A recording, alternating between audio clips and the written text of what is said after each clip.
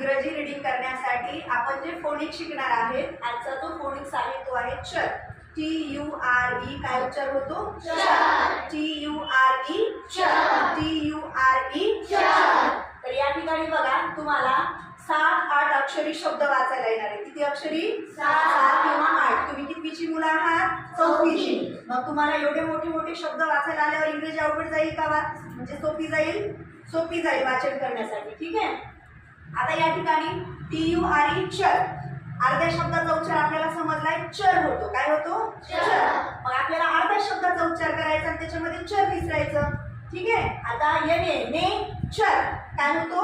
Nature. म्हणा nature. Okay. आता दुसरं PAS.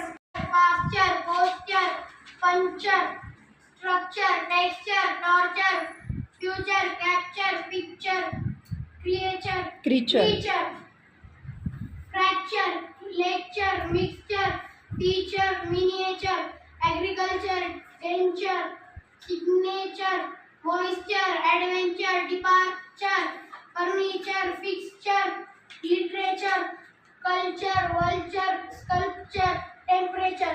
Very good.